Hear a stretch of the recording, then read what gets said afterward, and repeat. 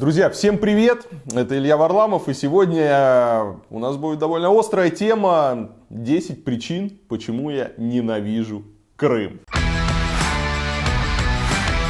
На этом месте должно у некоторых зрителей уже заполыхать, но прошу вас досмотреть этот ролик до конца, и вы поймете, почему я его записываю. А с Крымом меня многое связывает, у меня там живут до сих пор родственники, у меня мама из Крыма, родилась в Симферополе. Все детство я провел в Крыму. Во-первых, я бы хотел сразу обозначить свою позицию. Когда сегодня ты пытаешься критиковать Крым, тебе сразу же приходят крымские чиновники, сами крымчане, и рассказывают: во всем виновата Украина, во всем эти вот украинцы, если бы вот не украинцы, был бы у нас порядок и было бы у нас все хорошо. Я не знаю, о каких украинцах идет речь, потому что, по сути, если вы посмотрите, кто сегодня заправляет Крымом, то это все те же самые чиновники, которые там и были. Поэтому, когда вам кто-то рассказывает, что во всем виноваты украинцы, не верьте им, это наглый пи.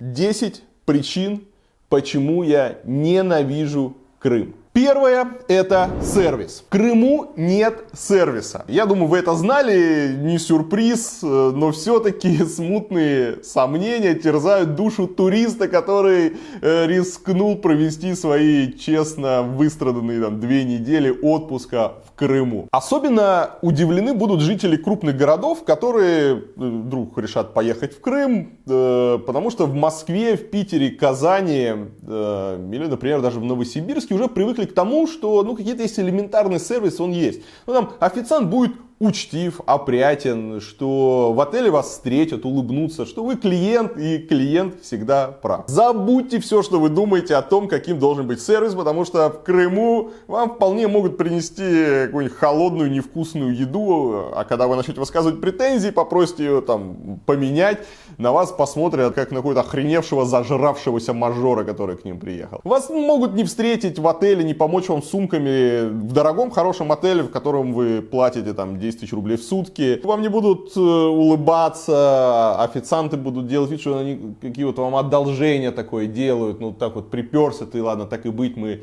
тебя как-нибудь обслужим. А если мы говорим про какие-то вообще вот эти вот прибрежные кафешки, то часто вместо официанта может вообще прийти какое-то небритое, немытое туловище в тапочках с голым торсом, которое подменяет Адика, Вадика, Мадика, я не знаю кто, и будет как-то вас так обслуживать. Чем это вызвано, я не знаю. Скорее всего, это, наверное, сезонность туристического бизнеса. В Крыму, как мы знаем, сезон короткий, всего 2 месяца, в отличие от тех же европейских курортов. Любой бизнес в Крыму, он сталкивается как раз с проблемой, что сложно найти квалифицированный персонал на 2 месяца.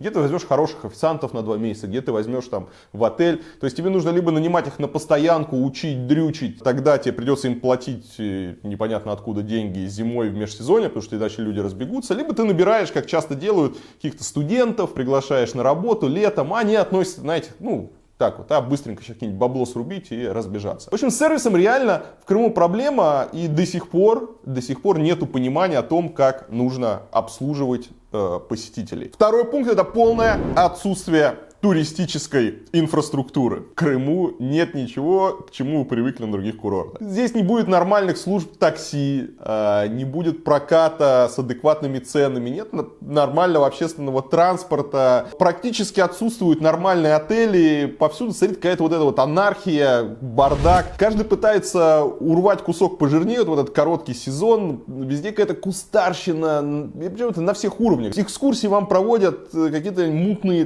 личности, вы непонятно за что платите, перевозками занимаются они же. На пляжах нету нормальных туалетов, душей, раздевалок, в общем, все, к чему вы привыкли. И, конечно, нету отелей. В основном это знаменитый частный сектор, когда люди на своих 6 сотках пытаются построить небоскреб и опять же выжать все из туриста. Комнаты в каких-то сараях, удобства на улице, отсутствие элементарно воды. Есть еще старые советские пансионаты, они каждый пытается как-то выживать, но в большинстве своем они развалены, новые не строятся. И это огромный курорт. Это огромный курорт, куча курортных городов, но вот с отелями реально проблемы. Третий пункт.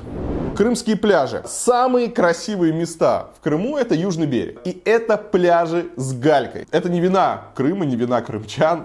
Это природа, галька. Я не люблю пляжи с галькой. По гальке неудобно ходить, на ней неудобно лежать. Вот этой вот радости, когда ты бежишь.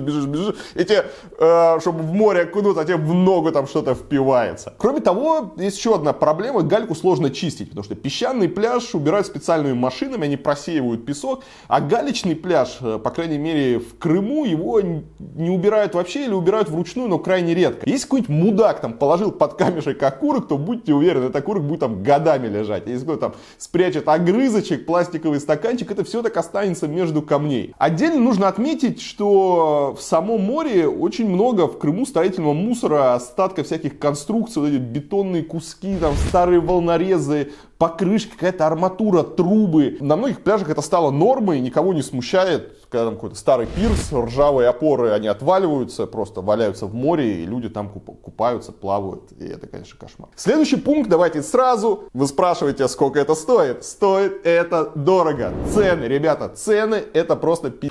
Будьте готовы к тому, что кукуруза там на пляже будет стоить, или чебурек 80, 100, 150 рублей. Хорошие отели, более-менее приличные, они будут стоить 8, там, 10 тысяч рублей за сутки. При этом это уровень 3 звезд Египта и Турции. Все жилье, по моим ощущениям, процентов на 30, на 50 стоит дороже, чем Турция и Египет. То же самое экскурсии. 1500-2 тысячи на человека за непонятный сервис. Такси там до моря, будьте готовы 2-3 тысячи отдавать. Цены в ресторанах и на общепит, я бы сказал, московский, но часто выше, чем в Москве.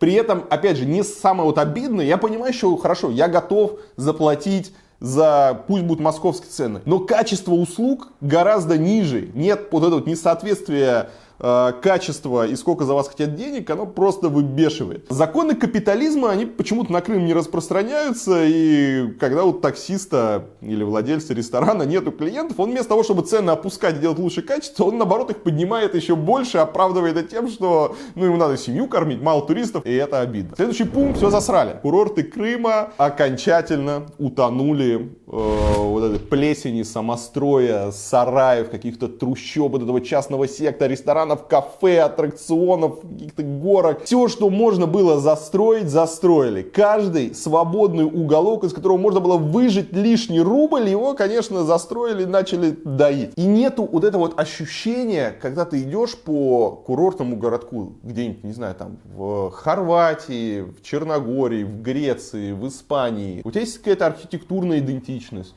у тебя есть история, у тебя есть неповторимый стиль. И когда мы видим фотографии разных курортов, мы сразу понимаем, где это находится. Это Италия, это Греция. Мы отличаем города, у каждого города есть свой стиль неповторимый, своя атмосфера. Мы не спутаем Голландию с Грецией. Но когда мы видим фотографии с курортов Крыма, мы не понимаем, где мы находимся. На автостанции в Новосибирске, в каких-то трущобах Еревана, или мы находимся с вами в Крыму. В последнее время с этим идет борьба. Ну, будем честны, идет с этим борьба. Аксенов там говорит, что-то сносит. Но она идет настолько медленно. Вот я был в Алуште, снесли 6 магазинчиков, а их 6 тысяч. Она идет так медленно, так не радикально, так вот как-то вяло и неуверенно. Дай бог, наши правнуки увидят чистый Крым. Отдельно стоит обратить внимание на звуковое загрязнение. Будьте готовы к тому, что засыпать вы будете под хиты 90-х, просыпаться под рекламы каких-нибудь морских прогулок на теплоходах, которые там с 7 утра начинают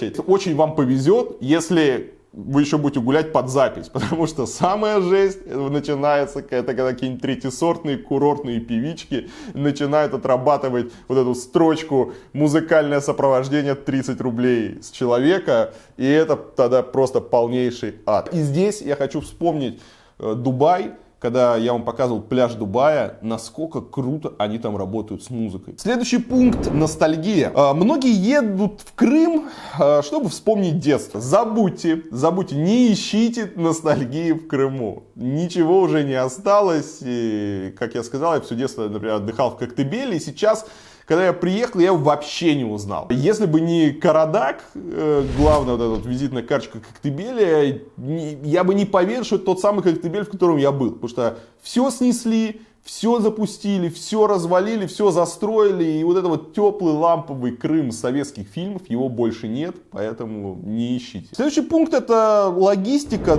До Крыма до сих пор сложно добраться. Сейчас, к счастью, открыли мост. Теперь в Крым можно нормально приехать на автомобиле. Открыли новый аэропорт. Если не видели, посмотрите ролик. Тем не менее, до сих пор в Крыму большие проблемы с логистикой. Исторически в Крым все приезжали на поезде, и главная точка входа в Крым все-таки была железнодорожная ветка, но сейчас железная дорога не работает, железнодорожного сообщения нету, на поезде приехать нельзя, из-за этого дорого. Отменили, кроме того, если раньше, когда не было моста, билеты были относительно такие бюджетные, то сегодня, когда вы захотите купить билет, вы увидите, что слетать в Турцию, в Египет или даже в Европу дешевле, чем слетать в Крым. Скоро это решится, когда железнодорожный мост достроят, я думаю, будут уже более бюджетные билеты. Следующий момент — это связь.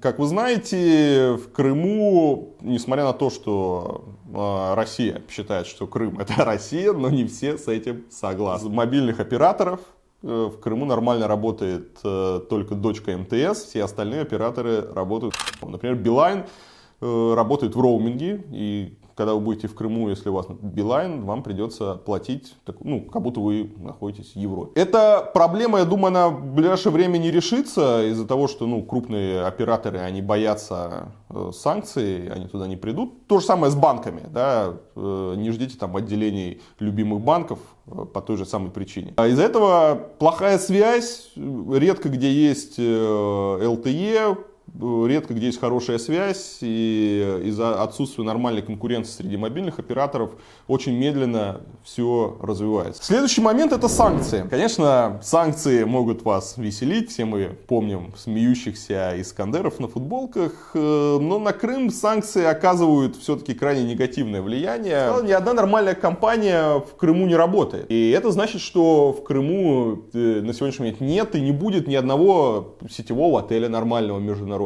Не будет нормального проката автомобилей, что не будет фастфуда.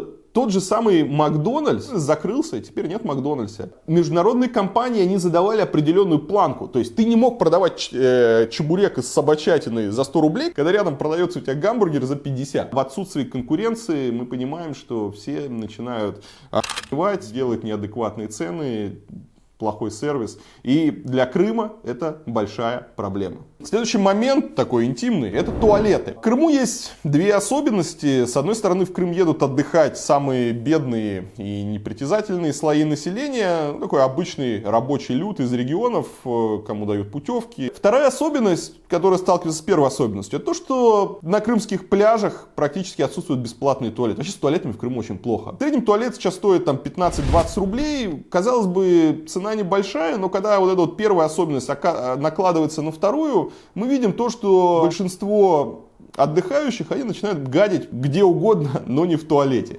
Запомните, ребята, нельзя никогда делать на пляже платные туалеты. Потому что если вы хотите брать деньги за туалет, будьте готовы к тому, что люди начнут гадить в море, гадить в кустах, и все будет засрано. На всех пляжах должны быть туалеты, они все должны быть открыты, любой имеет право воспользоваться, и все. Будет сразу в 100 раз чище, лучше, будет порядок. Ну нельзя с людей, которые последние там экономят каждую копейку, которые последние свои деньги отдали, чтобы в этот Крым приехать, ну нельзя с них брать еще деньги за туалет. Они не ходят в туалеты.